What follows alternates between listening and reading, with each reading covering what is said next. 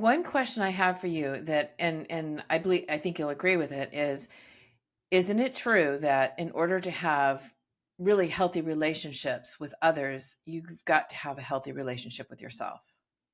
Yeah, it's absolutely true. In fact, that's the fourth component that I list in my book, and they're not listed in any particular order. They're Hmm. all five important. That happens to be the fourth one, that you have to love and accept yourself first. You actually cannot love other people more than you love yourself. I always quote or reference Brene Brown here because she's done some tremendous research in this area and is very noted for that statement that you cannot love other people more than you love yourself. And that's because love is not a commodity like money.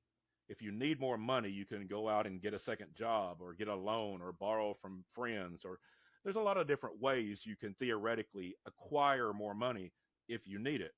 We Right. can't just acquire love. We have to grow it within us. It's organic. And so as it grows within us, we love ourselves, we accept ourselves, we learn how to love and accept others. It's critically important to be able to do that. And that's where a lot of people struggle is Right. they expect that these relationships will help them love themselves. And that's not actually possible. That's You have so to love true. yourself in order to love others That's so true and, that, and even accept the love of others.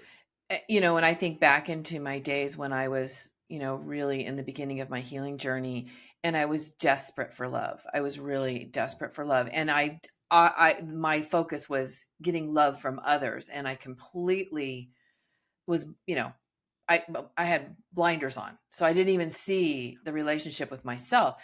And then I got to a point where I kind of understood, well, we need to be our own best friend. And I used to say that a lot, but I didn't walk it out at all.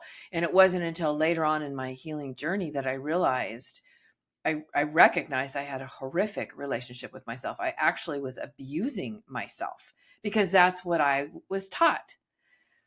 Yes. Yeah. So undoing that If was you are, a lot. of course, and when you are mistreating yourself, it begins to feel normal.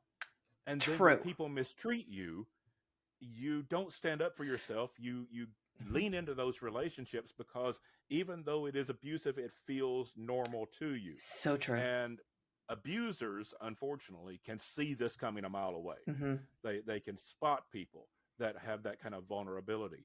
And so it's a dangerous place to be abusing yourself, mistreating yourself, talking so badly to yourself, and accepting that as normal in relationships. When you learn to love yourself, it's just the opposite. Hmm. You expect people to treat you right, Hmm. to speak to you well.